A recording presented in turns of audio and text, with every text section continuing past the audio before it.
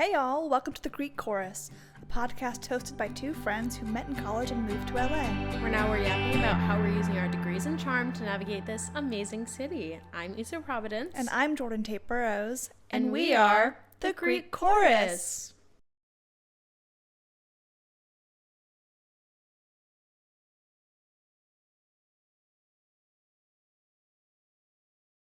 Hey y'all. Okay, Hey, so today is a fun little podcast episode. Yeah. To start off, you can probably tell that our audio is different. Yeah. Hopefully. Hopefully, please. Shout out to my boyfriend Ian and Ian's mom Woo! for sending these mics over, and we have a really official really cool, setup like, right mic now. stand. Yeah. It's pretty good. Actually awesome. And I've been texting Issa and Ian like crazy, like being like, oh my god, thank you guys. But yeah, it's really cool. And speaking of today, Issa, who are you the goddess of today? I'm so glad you asked, Jordan.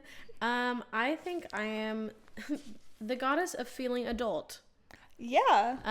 Okay. This morning I was telling Joe I went to a cycling class to work out. It was hard as balls. And then I went to the grocery store. That's so LA, by the way. Oh, yeah. Yeah. Like, I went to Trader Joe's after. I was, like, still sweaty. Your little treat. Last night, I made a giant pot of French onion soup. Like, I've been feeling very adult. I also got 2 self-tape done. I sent those in. Okay. Feeling I productive. see you. Yeah.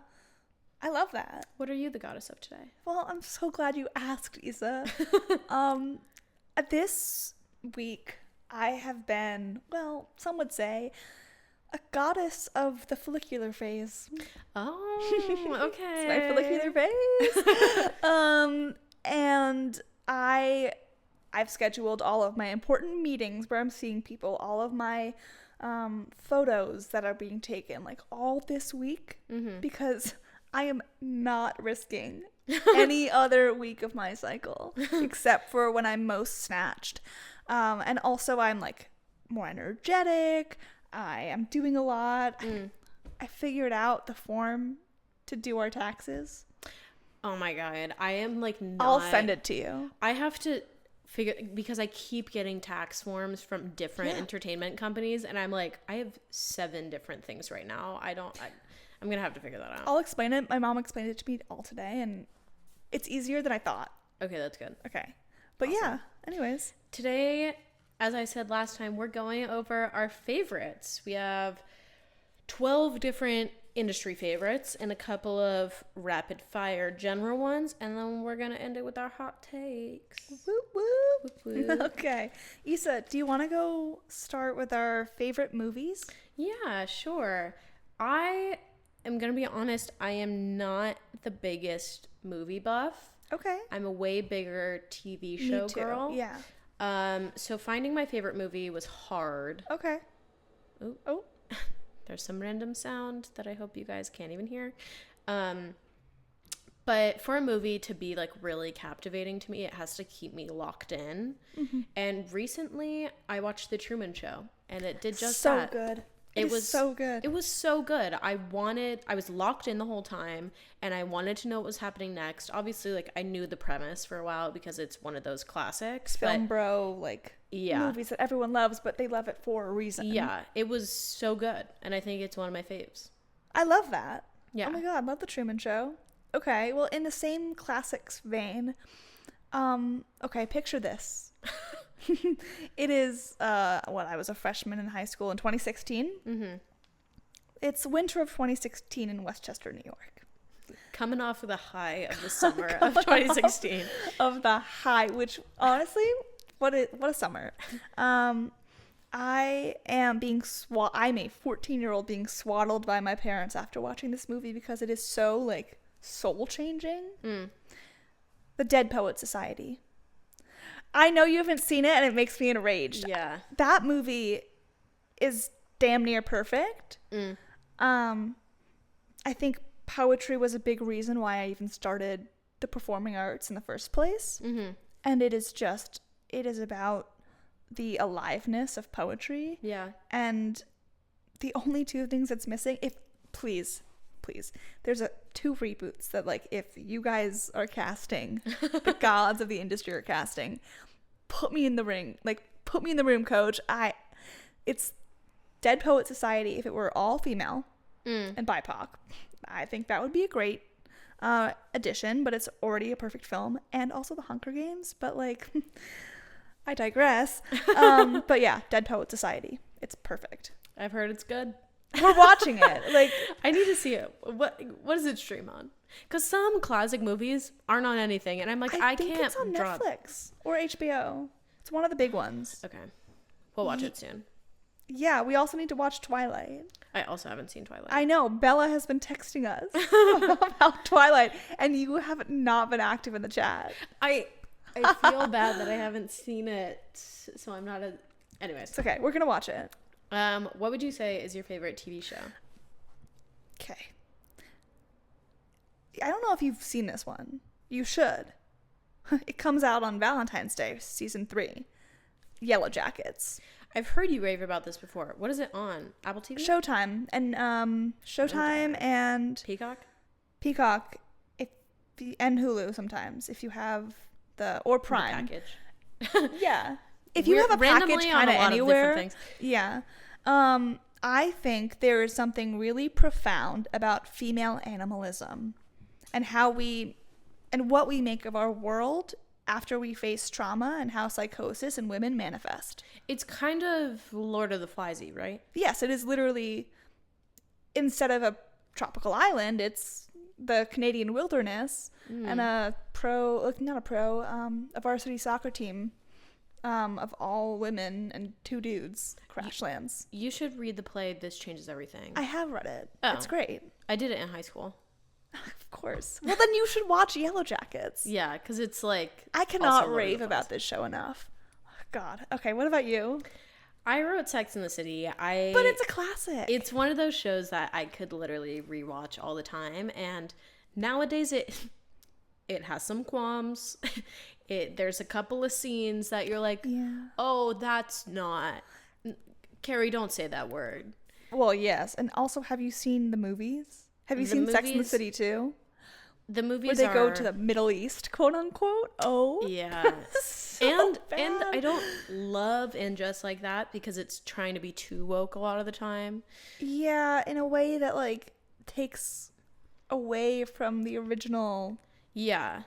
Premise. But I love Sex in the City because it's so time capsule, and it's like.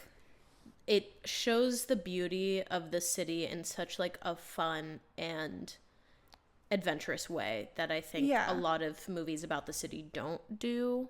I would agree. I also think it's hard to find. I mean, I love these shows, but like Friends and How I Met Your Mother are all, they have really amazing female characters, but they aren't the focus. Yeah. Having the focus be a group of women in the city is so awesome. Yeah. Who do you think you are out of the 4?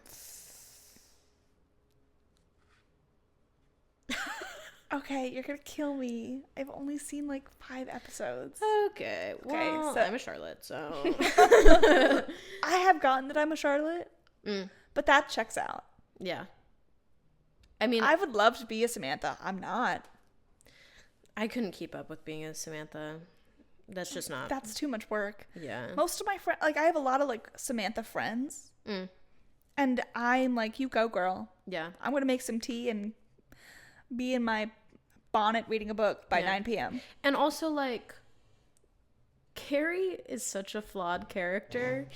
But she's so real. She's so real. I'm like, there's some scenes where I'm like, yeah, she's a shitty friend. But yeah... You know, whenever nobody's she's, like, perfect. Typing on her computer with her internal monologue, it just makes me laugh. Because I'm like, yeah, girl, you say it. Like, that's just... She has no filter, and she puts it on, like, the New York Times. Yeah, and then pretends like she's a nobody. And I'm like, girl, you have a column in, like, one of the biggest magazines or newspapers in the entire world. Yeah. What would you say is your favorite play? This was so hard. I think all of these that I'm saying to preface are my right nows. I always come back to the play and Iliad by Lisa Peterson and Dennis O'Hare. I think that play, do you know what it is?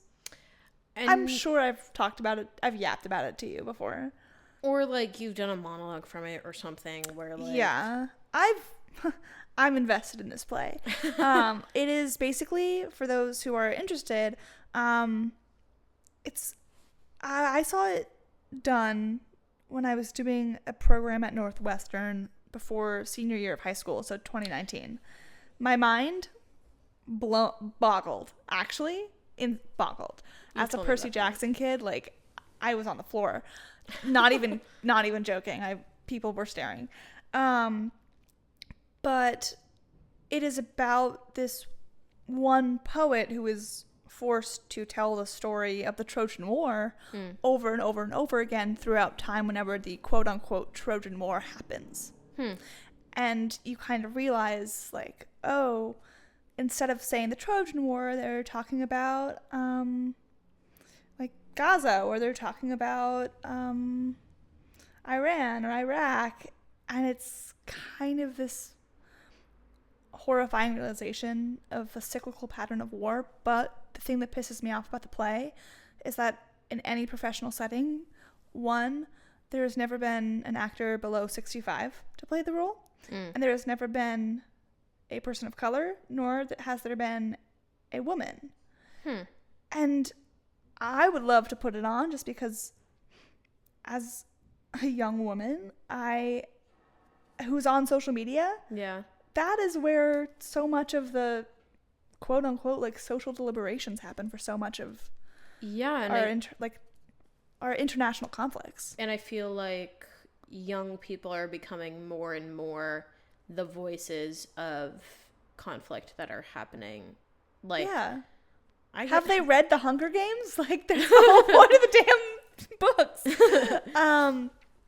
But yeah, that's me. But what about you? What's your favorite play? My favorite play is Angels in America. God, it's a good one. It's so good and it's so long, but I don't even care. I saw it on Broadway back when I was in high school, so it was like 2018. The one with Andrew Garfield? Yeah, Andrew Garfield, Nathan Lane, and just the most beautiful cast. It was so moving, and it's, for people that don't know, it's kind of like this group of, I think there's 6 people-ish. Something like that, yeah. Or like 5 main characters and then like an extra person that plays a lot of roles. Yeah. And it's like 8 hours. Like, you see it in 2 parts, and each part has 2 intermissions because it's so long. And it's a lot about finding sexuality and sexuality not being accepted, whether it's because of your religion or because of your social status. And like, there's this whole scene where I forget who he's based off of, but there's this like big shot lawyer who's based off of this actual person. Lawyer, yeah. And he gets AIDS and is basically like, no, I'm not gay, I just have sex with men. And it's like, you're like, so in denial. Yeah, I hate to let you know, but you're gay. But it's just so beautiful, and Andrew Garfield was so phenomenal in it. It transferred from the National Theater to Broadway, and it was just... I love that play. I want to play Harper one day. You would also be a great Harper. I do love that character. She's also going through her own psychosis. Yeah. But it's Oh, no, you go. It's just a wonderful play, and I love it. It's so good. The guy who wrote it, what is his name? Tony something. Yeah, Tony something. Tony Kushner. Yeah, that's what I was going to say. Tony Kushner's lake house is neighbors with my lake house. Hey. I've like gone like kayaking on my inflatable kayak, and I love your work. He's just been there, and I've had to like stop myself from feeling the urge to bust out a monologue. I'm like, I'm unrepped, but I'm gonna do my damn best. What is your favorite musical? This question is so hard for me. This was hard for me in the way that I have grown out of a lot of MT tendencies. I used to have them. Sometimes I still do. Yeah. But I have 3 for different reasons. I also have 3 for different reasons. Okay, so picture this, 2018, before it went mainstream. I used to go see almost all of the shows at the New York Theater Workshop because my grandma used to sell tickets for them. And so I go, little me sees Hadestown at the New York Theater Workshop before it went mainstream. And then it went mainstream and I was like, well, God. You're like, I liked it first. I liked it first and no one believed me and it pissed me off. They were like, okay, but now, like, sure you did. And I was like, guys, no, I promise you, I liked it first. That story is really beautiful. It's so good. I love that musical. Then because I am her, she is me, I am named after her. I want to play her one day. Little Women, Joe. Oh, that's who you're named after? Well, I'm named after the river, but my mom wanted like a strong female character nickname. And it was kind of just right there. You are so Joe, too. I am so Joe-coded. Like, anyone who knows me in real life is just like, that's one of the first characters that they mention. Yeah. About, like, you even did that a few weeks ago. You were like, Joe is one of like your key characters. Yeah. Guys, cast me. Reboot, cast me. They've done so many iterations. And guess what? They'll keep on doing it. And guess what? I'm going to be in the room. And then, just because I'm a fucking nerd, The Lightning Thief.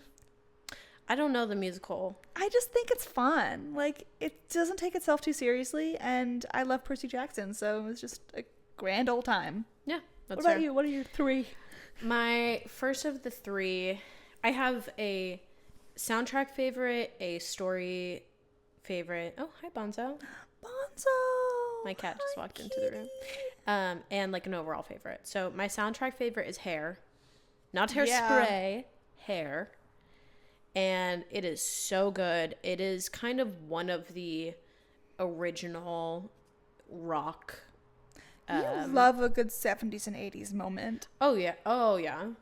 It's just so good. And it came out in 68 or 69.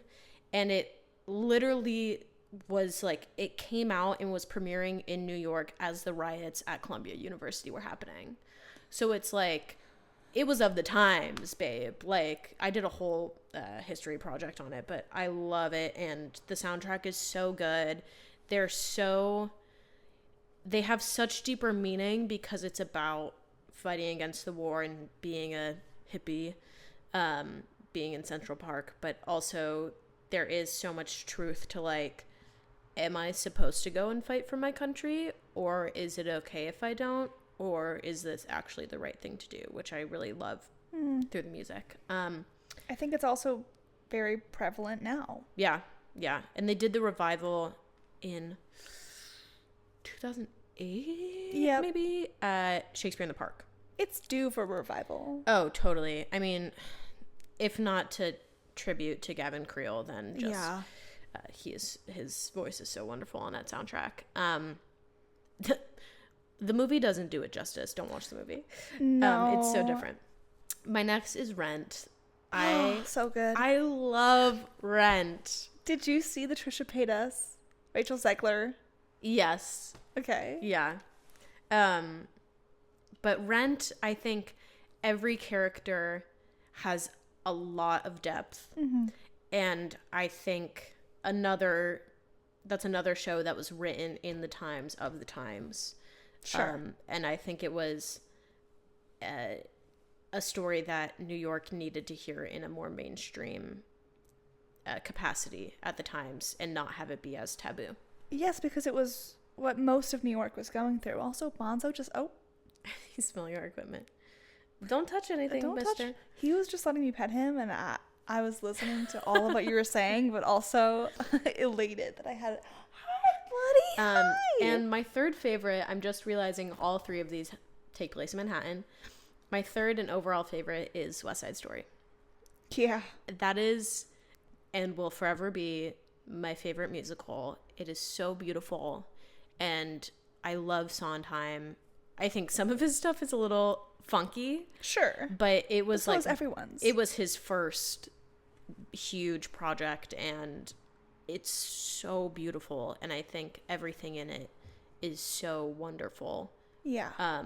I saw the revival back in 2020, and Me I too. was so upset because it does not do the play justice. Yeah, I mean,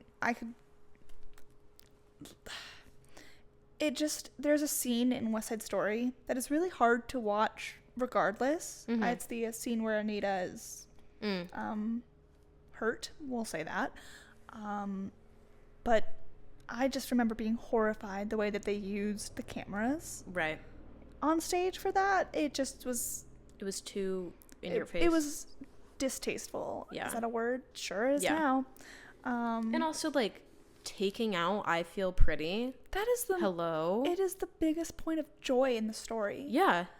And I love diversity in casting, and a lot of shows benefit from blind casting or whatnot, or just being diverse because they should be. Yeah.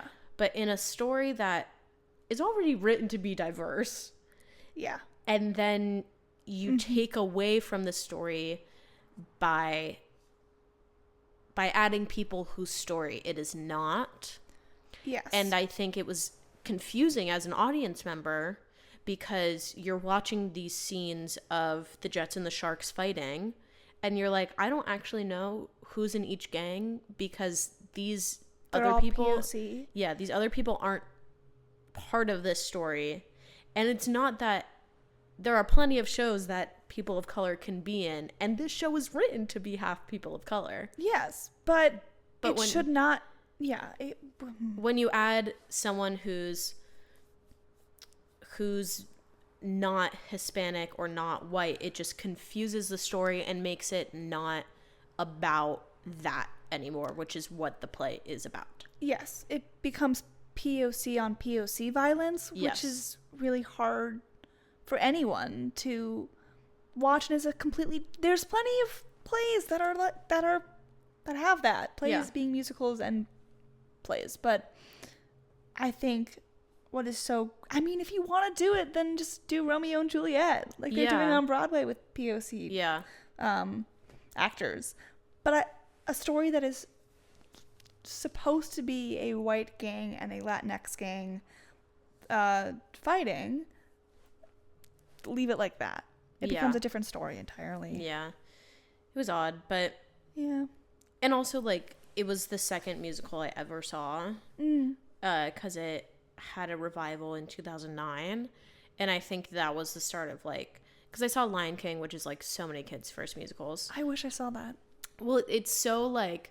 Okay, I already know the story. You know that it's family friendly. I've seen it before, but I didn't know what West Side Story was. Yeah.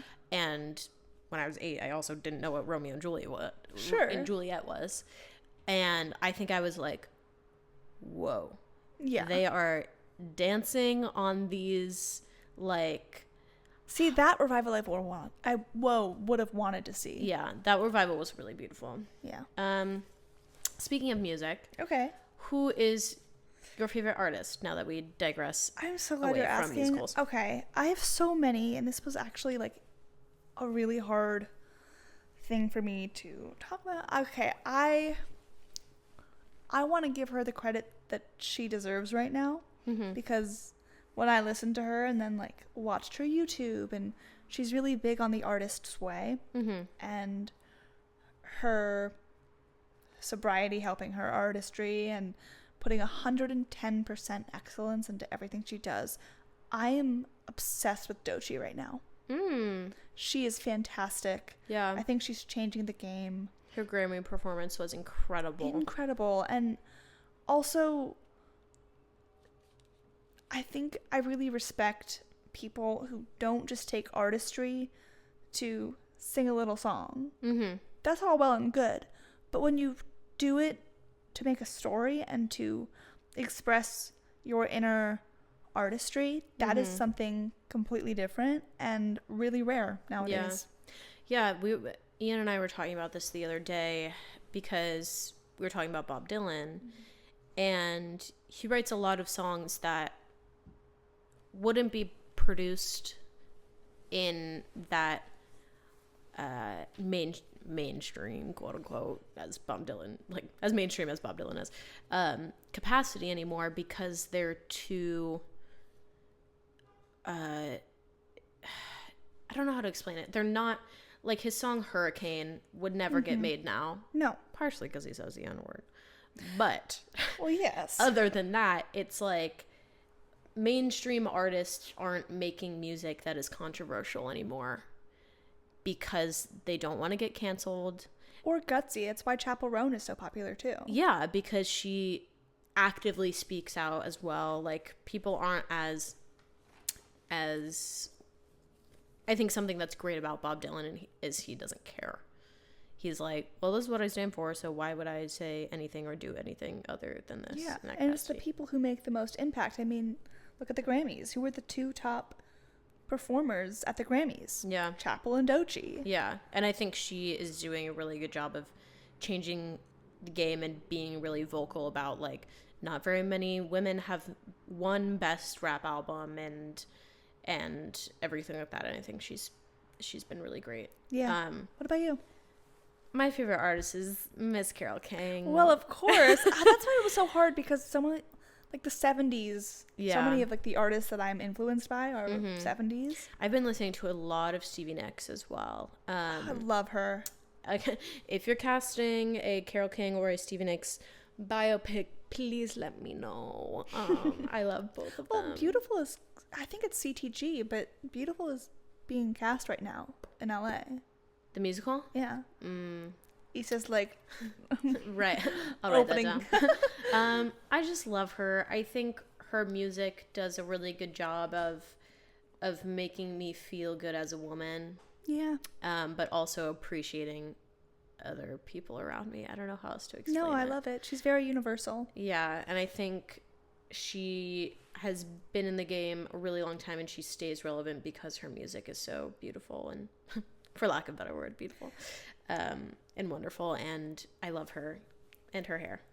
So, have I ever told you about, speaking of Carole King, my relationship to the song I Feel the Earth Move?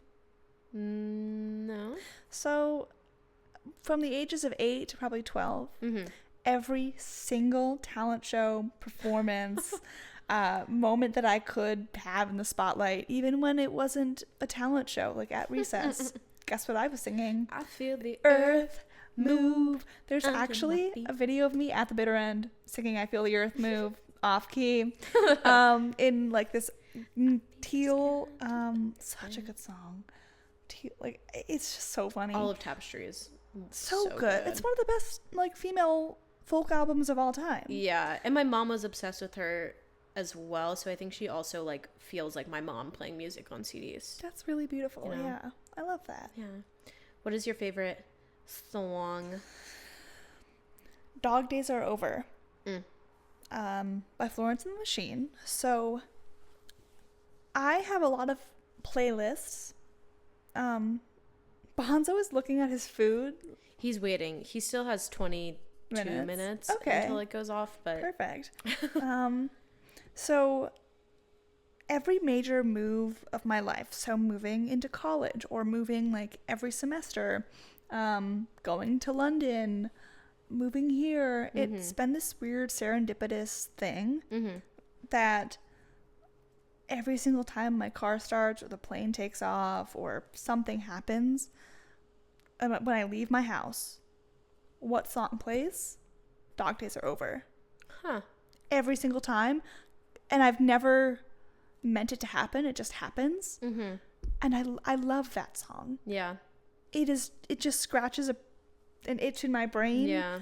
And makes me feel so hopeful and positive. And I think that's something that is sometimes, for lack of a better word, not appreciated in music as much anymore. Yeah, people love a sad story. Deep. Love it too. Yeah. But I think it's like why I love Ted Lasso and so much, because it's unapologetically positive. Yeah.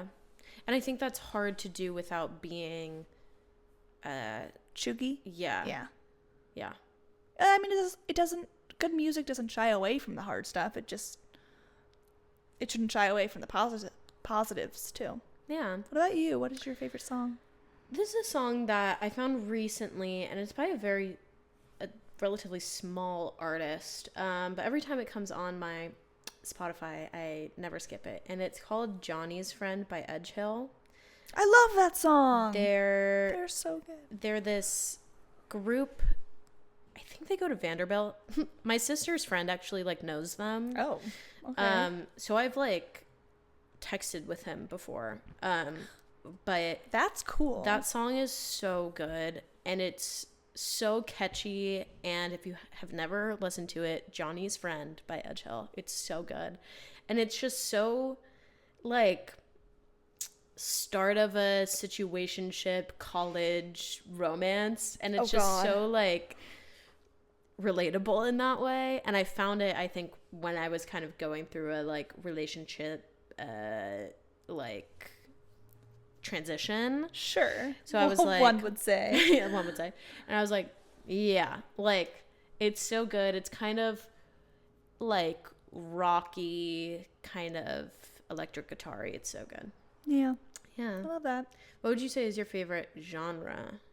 I mean, in the same vein, indie. Yeah. I love indie, and I know that's a huge genre. Yeah. But there's, I mean, Tongue Tied, Dog Days, Soup, anything Noah Khan. It's so fun. Yeah. Even when the subject material isn't necessarily the easiest, it's like just boot stomping. I can roll down my windows on a 101 and just scream. And it's so good. It's so fun and so positive. I feel good listening to indie. Yeah. I wrote indie pop because I think Bitch, than what do you think? I also wrote indie pop because I think it technically a lot of those types of stuff fall into indie pop more than straight indie. But yeah, a lot of stuff that's not as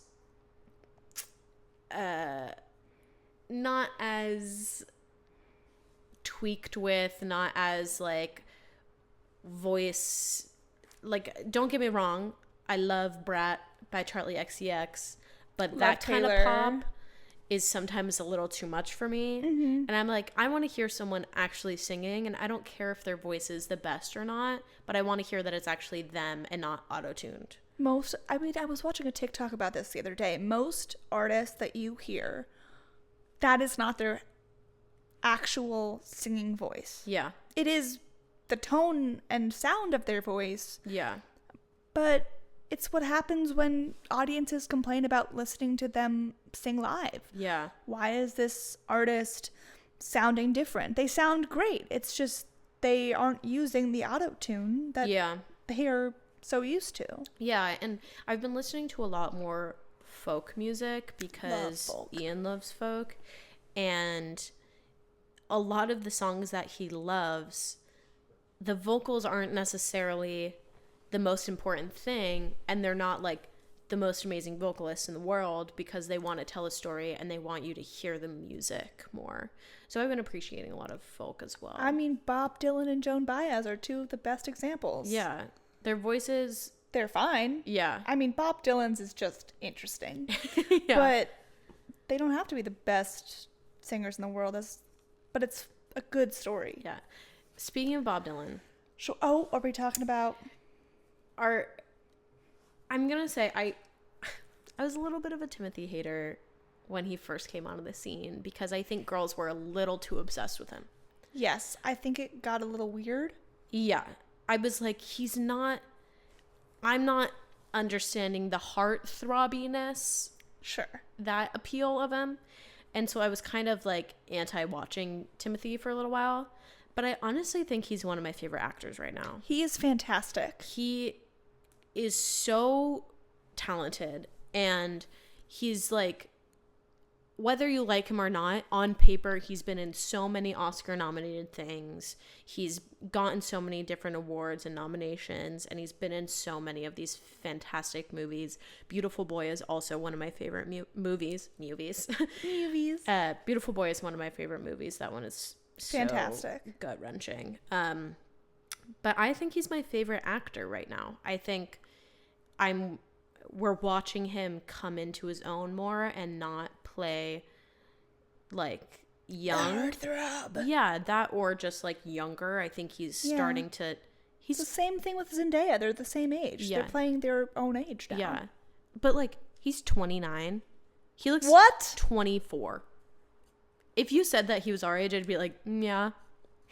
He's 29, and I'm like, there are some child actors who look like they're 29. Yeah, he looks so young though.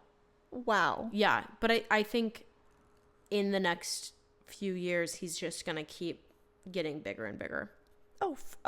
He's going to win an Oscar in the next 5 years. Yeah, for sure. He's fantastic. Yeah, this list was so hard to make. On that same note, I think, especially after moving to LA, I think something that makes us different is our theater training and that sense of aliveness that we have in our acting. And it's hard to sometimes channel that constantly in film because film is so contained and so still. Yeah. But Kieran Culkin is probably one of my favorite actors right now because he is so fucking alive on camera. Yeah. And he's not afraid to be. I was watching this interview with him the other day, and the director was like, "Oh, can you do what you did in that take again?" And Kieran was like, I can totally do another take. I just have no idea what I did. Yeah. And I think that's so brilliant because it was one of the best takes of the day, and he didn't even think, it was just, he was the character. Yeah. And you can tell, I mean, in Succession and any of his roles. Yeah. Because he's a funky dude. He's a funky dude, and he's so weird, but he's so good at what he does. I feel like hanging out with him would be like slightly exhausting because I'd want to be so engaged the entire time. Yes, because I think he's such an enigma. Yeah. He's very much in the same vein of Timothee Chalamet. Like, yeah. What? And at the same time, I'm so invested. Yeah. Well, who's your favorite actress? I love me some Kristen Bell. I love her. I peed with her the other day. You peed with her? So I was at a show, and it was a theater company that she funds. Oh. And I had to go pee so bad, and I ran in, and I was like, wouldn't it be funny if I ran into Kristen Bell after this show, because everyone knew that she was there. And I hear a click clack of someone in heels going to the only other stall in the bathroom. And we're both peeing, and I'm like, cool, fine. I wash my hands, I leave, and then someone turns to, the bartender who was there was like, dude, you were in the bathroom with Kristen Bell. I love her. I wish I could have met her, but I love her. I think she's so versatile. I really enjoy that she can go from Disney princess to horrible, selfish, funny comedy. And The Good Place is also one of my favorite. The Good Place is just so good. It's so good. But I think she's so versatile, and she's also a normal person at the end of the day.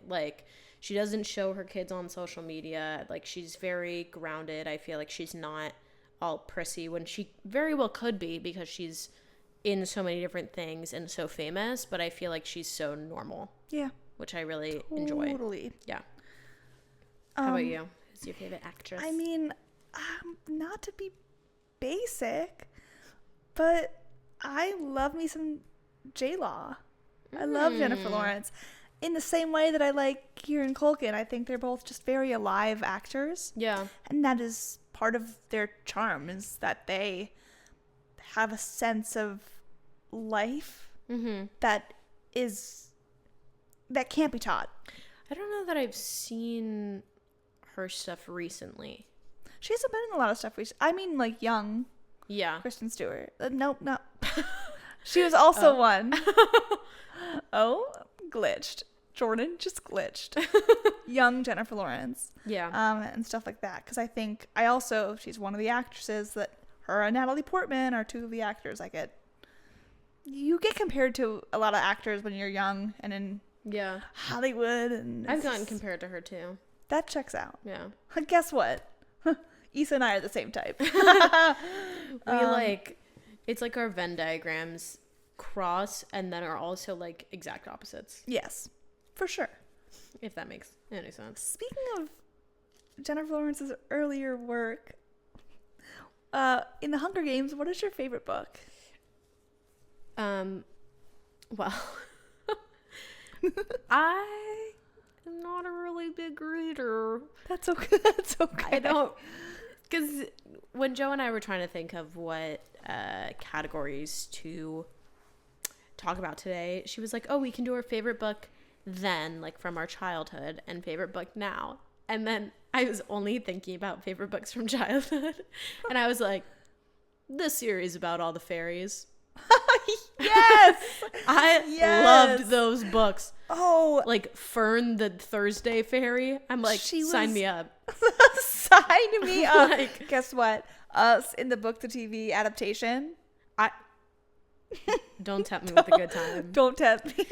Like, those were, I can like vividly remember being in my elementary school library, like going and specifically going for like, there was like new ones that always came out. Wait, this is such a good answer, Issa. Those were my faves. I was love that. Like my brothers loved the Magic Treehouse. I loved the fairy books. Mm-hmm. And I don't have a favorite book now. That's okay. Those can be your favorite books, and I completely agree. Yeah. I also love The Great Gatsby. I feel like that's a pretty generic answer. I've only read it like years ago in school. I did too. I don't think it's a generic answer. Well, I feel like everyone has to read it in school. Sure. But it's not everyone's favorite. That's true. I You're enjoyed special. The fairy took me out. The fairy books are so good. So good. And for what? Yeah. And there's so many of them. I'm looking up how many there are while you talk about your favorite book. Okay. That also just reminded me of the American Girl doll books. Yeah. Yeah. Those were good. But also how stereotypy they were. Yeah. That's all. Yeah. Yeah. Wait. Hold on. Okay. What was Fern the fairy? Fern was... the orange one, right? Oh, she was just the green fairy. Oh. Okay. No, the orange one was Amber. Amber was my favorite. I was a Fern girl. And Heather. Heather the violet fairy. Heather. She was Yes. good. I loved Heather. I need to know how many of these I think there were every single color of the rainbow. And days of the week. And days of the... Well, and seasons. There were so many. Yeah, because guess what? They made so much money for early 2000 girls. Oh, for sure. Yeah. There were apparently... Oh, yeah, I remember these. There were ones that were different weather. Yes. Oh, my God. The thundercloud one. Pearl the cloud fairy. Yes. Storm the lightning fairy. Come Storm. on. Evie the mist fairy. I want to be a mist fairy. You're gonna be. Okay, they're called Rainbow Magic. Guys, cast us in the How Rainbow many Magic. Rainbow Magic. Forget the Winx reboot. Are there? Cast Issa and I in the Rainbow Magic reboot. There's like 100, right? There's over 300. You're joking. Why Oh my haven't we God. read them all? And they started making them in 2003. Wow. I'm Guess going to what? go down a rabbit hole of all of these. We should be these. What? Our whole Frank group Rip- chat. Halloween.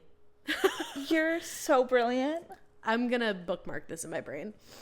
Oh. Anyways. Ladies. So of shout our out group to the chat. Rainbow Magic. And the books. guys can be like the weather. I'm pretty sure there are boy fairies too. Like American Girl boys. Like the American Girl doll boys. To look up like American boy dolls. American Doesn't have as much of a ring Girl to it. boys. Boy Rainbow Yeah, Magic there's like 2. books. I swear there are. I think you're right. But maybe... Yeah. Jay the boy band fairy. You're Are lying. you kidding? You're lying. Charles the coronation fairy. Okay, That's, royals. Okay. No, that's Jay is for sure. Okay, I'm already thinking about which guys. Jay the boy band fairy is so funny. So fucking funny. Anyways, what is your favorite book? My favorite book. So glad you asked. Okay, so to be quick about it, I was a big reader growing up. Still am. I think my favorite books that like have stood the test of time growing up were Percy Jackson and Harry Potter. Because I love the narratives. Hermione and Annabeth were like my two girls. They were my favorite characters. The Grails. But it wasn't until Cersei and the Hunger Games came out and had as much popularity as both of them did that I could finally see my perspective as a girl being just as complex, exciting, and universal as the lead guys in the books that I grew up with. And I just love them. I was not a series kid. Well, besides the fairy Besides books. the 300 fairy books. But in like middle school when I like actually could read that length of a book. That's okay. I wasn't a series kid. I was a Divergent kid because I wanted to be different and not be a Hunger Games kid. Issa, we grew up in the woods. I saw the first half of the first Hunger Games. I've seen maybe 2 of the Harry Potter movies. And are there multiple Percy Jackson movies? We don't have to talk about those. Okay, well. But also, you might have just said you might have as well have just said a slur to me. Like, that was so hateful. I was not a series kid. That's okay. It's okay. I realized that I had no friends growing up, except for like a few here and there. Sure. So guess what? My friends were in the books. I was like, oh my god, recess time. Can't wait to see what me, Annabeth, Grover, and Percy are gonna be up to today. Like, might as well just read going down the slide. Woo! No, kidding. But also not. I would like gossip with my friends at lunch. I would gossip with my twin sister when she allowed me to sit with her at lunch. Oh. No, it's not sad. It's funny. It's not sad. It made me really funny. And then I had friends. I did have friends. Can we talk about why lunch was at like 10:30 in the morning in middle school? 10:30 in the morning? Yeah. What are you talking? What? We had it at like 11:30. I had so early in the morning. You're so right. For what? Then I'd be starving by the end of the day. Oh my god, that just opened a portal in my brain that I had closed. Yeah. We were allowed like snacks in class. Were you guys allowed snacks in class or? I don't think so. But at the same time, why was I eating like day old pesto pasta at 10:30 in the morning? You know what slapped was those like cheesy breadsticks. Did you ever have those? I think so. Full on like garlic bread, and in the middle was like melted mozzarella. Those were good. Didn't eat the melted. I had the garlic ones. Garlic breads were so good. Or the honey, the pretzels that were honey roasted. Those are good. Those, or specifically the caramel, like, do you remember the cookies? The cookie packs of okay. Issa, you yap while I look this up. Or like pizza quesadillas. Did you ever have those? No. What? Oh, those were so good. Anyways, public school lunch. Public school lunch things. Oh my god. Yeah, why is lunch so early in middle school? Why is lunch so early? Sense. Wait, okay, I'm gonna find this later. Or if someone remembers them, like, just comment on Instagram. Because it's gonna drive me. I'm gonna text Issa at like 11 p.m. tonight. mid Onyx Storm. Speaking of reading. Oh, yes? I was gonna...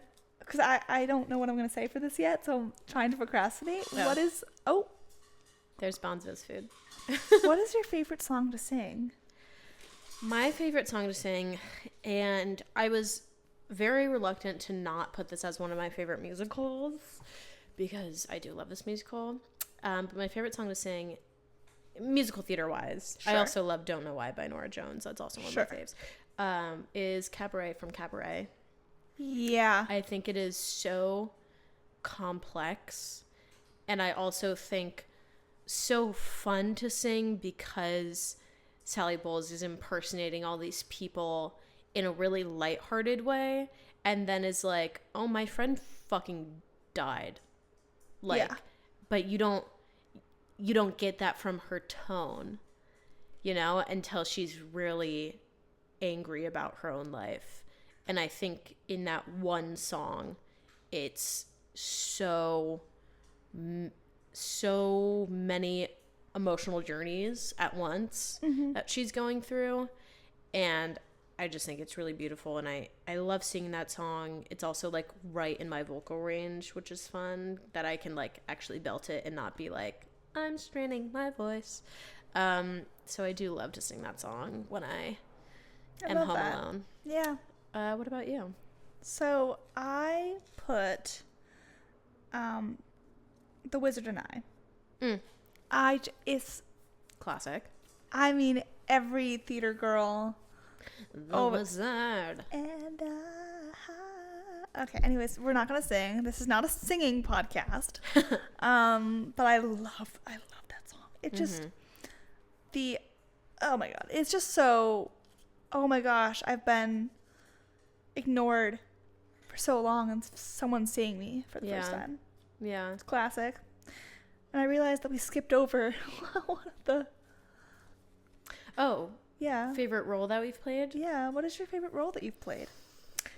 I wrote Mary Debenham in Murder on the Orient Express. I don't know that she's my most favorite person I've played. I think I've played more fun characters.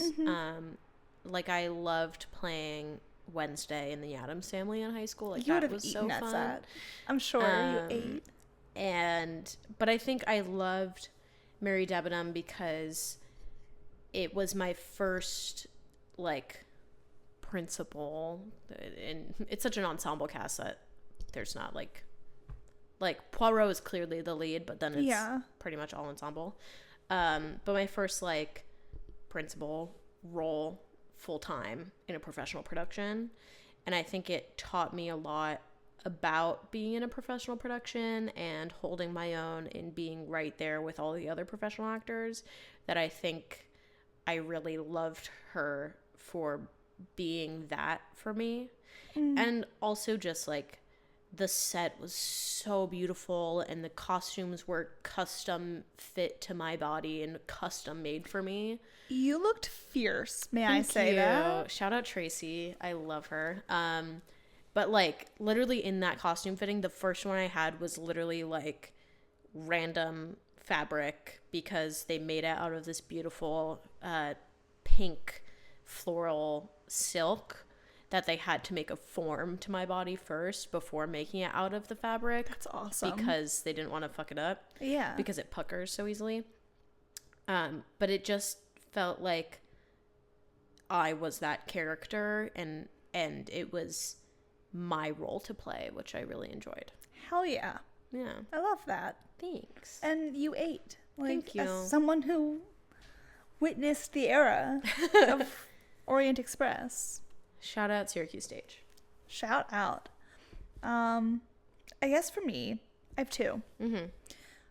Both for similar reasons. I was kind of coming off of... both happened either at the end of junior year or the beginning of senior year. And both kind of came off of I'm not getting cast in like the roles that I'm going out for. That's okay. I'm gonna let go and just go for it because I want these roles, but I'm not gonna think that I'm not gonna hope for them.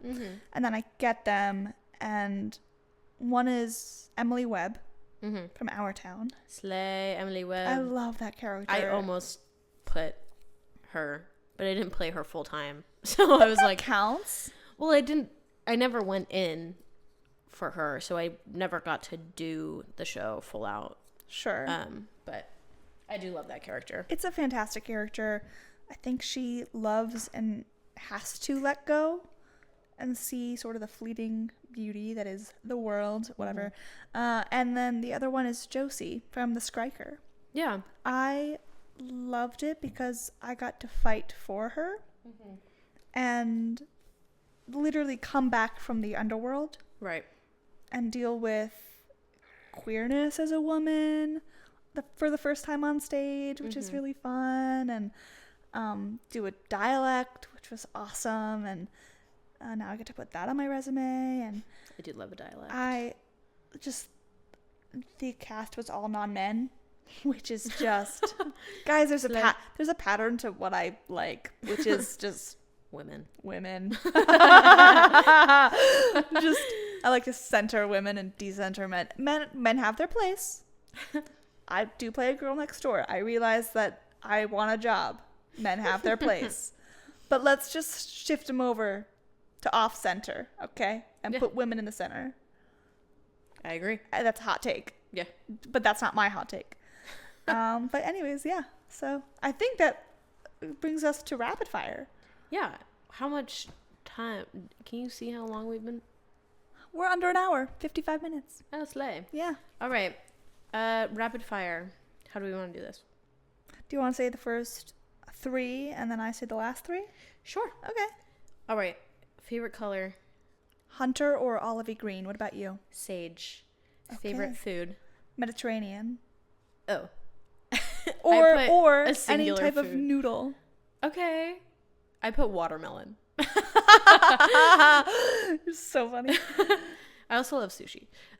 Favorite drink?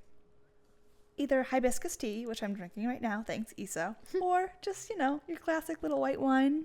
I said a cutie little healthy soda. Hell yeah. I love Olipop. I love Poppy. Poppy, please send me your new flavor. I can't find it anywhere. What flavor is it? It's cream soda. Shut up. And I literally have been to so many places trying to find it, and I can't find it anywhere. Because Poppy's a part of my, sleepy girl mocktail hour. Yeah. I love Poppy, so I need to try their new flavor. Issa, what's your favorite animal? Cat. Dogs. Sorry, Bonzo. Bonzo does not give a fuck. He is eating his dinner. Smell. I put white tea. Ooh. I feel like usually if something has white tea notes, I enjoy it. I also really like sandalwood. I love that. What about you? For me, I have 3. Either patchouli, lavender, or pine tree. Love that. Okay. Also jasmine. Yeah. I feel like that goes with the great white tea-ish vibe. It's usually together. Yeah. Issa, what is your favorite city that you have either traveled to or lived in besides LA? I'm also gonna go besides New York because I do love New York. Sure, I of wanted course. To go. New York is home. I put London.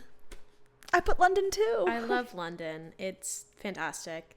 I think it is all the best parts of New York Both. and LA. Yeah.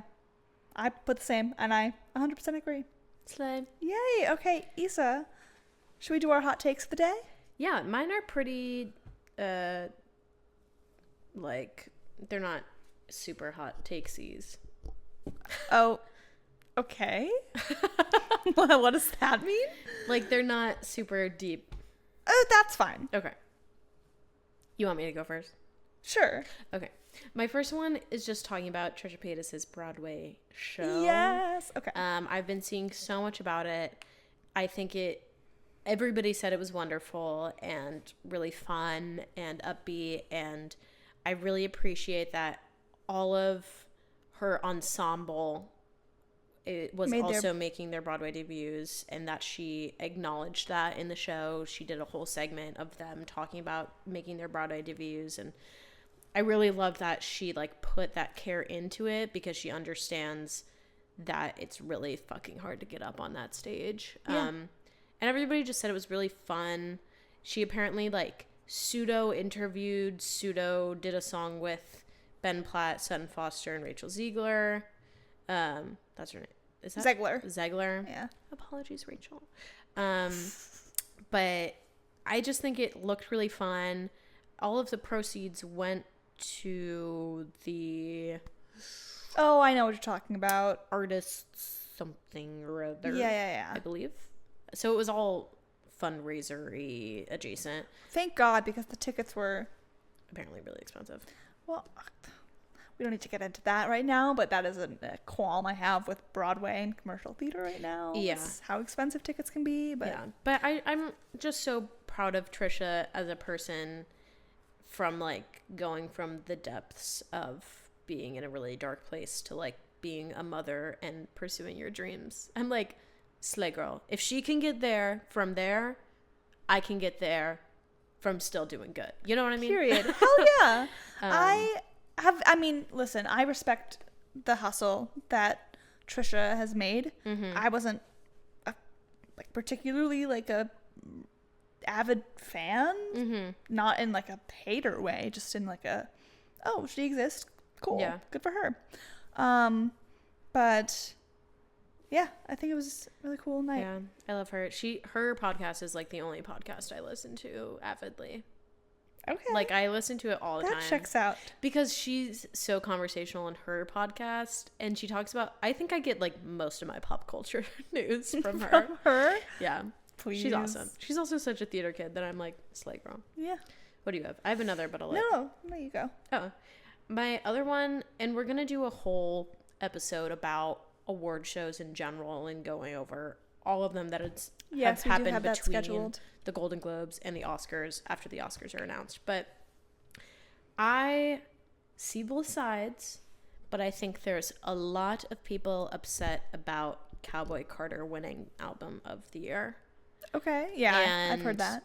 I see both sides because I see more people upset about it winning country album because, yes, it is country, but it's not fully country, and it wasn't nominated for any CMAs that people are kind of like, I don't know if this is really country. But then the other side is like, Beyonce's been in the music world for 30 years and has never won Album of the Year. Isn't that nuts? I'm like, no, I feel like she's won every single Grammy that there is. I mean, like, there's an unwritten rule to thank Beyonce. Yeah, like I think in that capacity, I'm like, it was due time. But I think people are upset about Billie not winning because her album, she's been very expressive about like her feeling the most emotionally attached to this album. People are upset about Chapel not winning. Everyone's going to be upset about someone not winning. Yeah.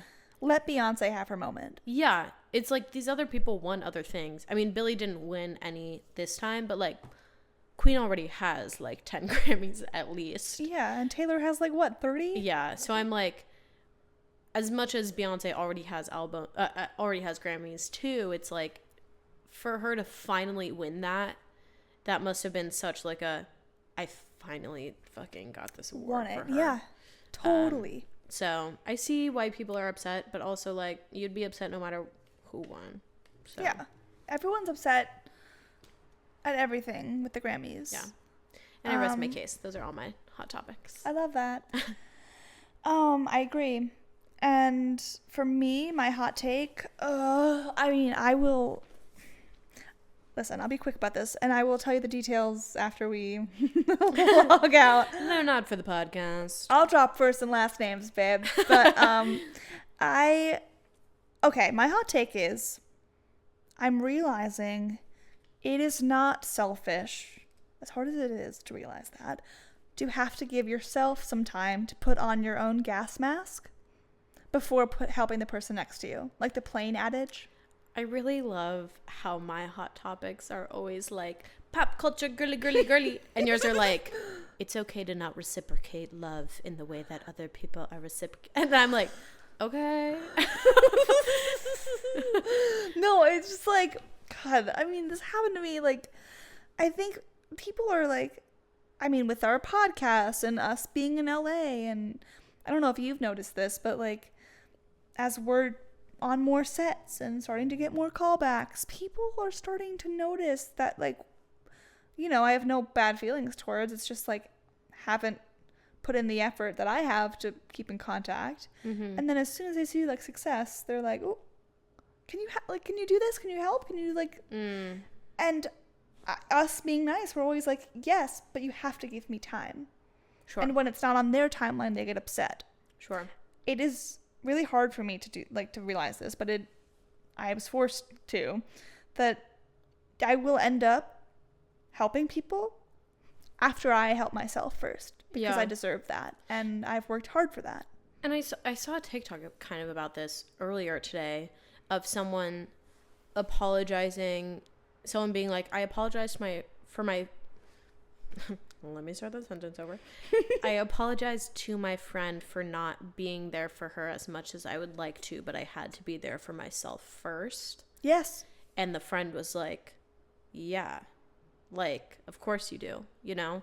And I think in the entertainment industry, or in a big city that is kind of stereotypically very superficial and stuff, there's a difference between being selfish and taking care of yourself. Yes. And I think, like, it depends on the type of person you are. And there's a difference between being like, I can't help you because I need to help myself first, versus like, I'm not going to help you because I don't want to. Yes. You know? And I think, like, and you and I are inherently selfless people. It's just you in a industry that is already, like, no one knows where it's going. mm-hmm. You have to keep yourself afloat and then be able to, like, row over to your friends who need help. Yeah. Yeah.